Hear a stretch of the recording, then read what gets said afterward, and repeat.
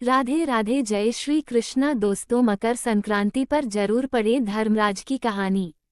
मकर संक्रांति पर्व के दिन कई लोग उपवास रखते हैं और विधि विधान सूर्य देव की उपासना करते हैं।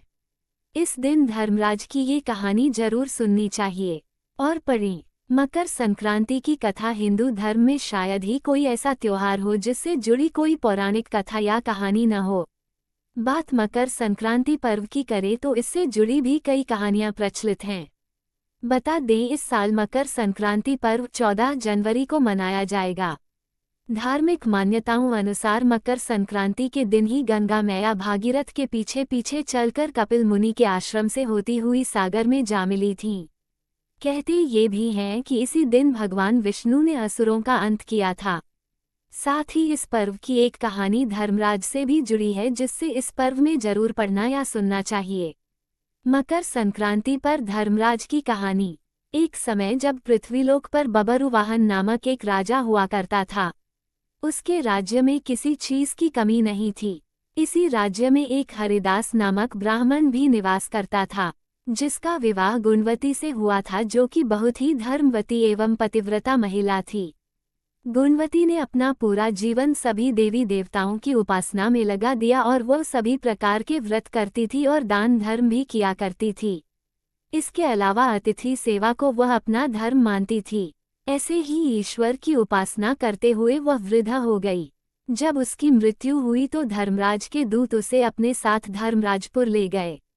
यमलोक में एक सुंदर सिंहासन पर यम धर्मराज विराजमान थे और उनके पास ही चित्रगुप्त भी बैठे थे। चित्रगुप्त जब धर्मराज को प्राणियों का लेखा जोखा सुना रहे थे, तभी यमदूत गुणवती को लेकर पहुंचे। गुणवती यमराज को देखकर थोड़ी भयभीत हुई और मुंह नीचे करके खड़ी हो गई। फिर चित्रगुप्त ने गुणवती का ब्यौरा निकाला और उसके बारे में धर्मराज को बताया। धर्मराज ने गुणवती का पूरा ब्यौरा देखा और वे प्रसन्न हुए, लेकिन फिर भी उनके मुख पर थोड़ी सी उदासी भी छाई हुई थी। ये देखकर गुणवती ने पूछा, हे प्रभु, मैंने तो अपने जीवन काल में सारे सत्कर्म ही किए, फिर भी आपके मुख पर उदासी छाई है, इसका कारण क्या है? प्रभु, मुझसे क्या भूल हुई है? धर्मराज ने कहा, हे देवी, तुमने सभी देवी देवताओं के व्रत किए हैं, उपासना की है, लेकिन कभी भी तुमने मेरे नाम से कुछ पूजा या पाठ या दान नहीं किया। धर्मराज की बात सुनते ही गुणवती क्षमा याचना करने लगी और कहने लगी, हे प्रभु, मुझे आपकी उपासना के बारे में कुछ पता नहीं है। कृपा करके मुझे ऐसा उपाय बताइए प्रभु, जिससे सभी मनुष्य आपकी कृपा के पात्र बन सकें। मैं आपके मुख से आपकी भक्ति का मार्ग सुनना चाहती हूँ और मेरी कामना है कि मृत्यु लोक पर वापस जाकर मैं आपकी भक्ति करूँ और सभी लोगों को इस बारे में बताऊँ।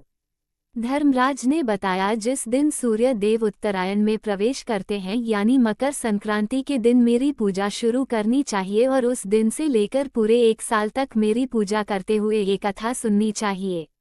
साथ ही मेरी पूजा करने वाले व्यक्ति को धर्म के इन 10 नियमों का पालन अवश्य करना चाहिए। धर्म के इन सभी लक्षणों का पालन करते हुए 1 साल तक मेरी कथा नियम से सुने, दान पुण्य और परोपकार के काम करें और अगली मकर संक्रांति पर इस व्रत का उद्यापन करें।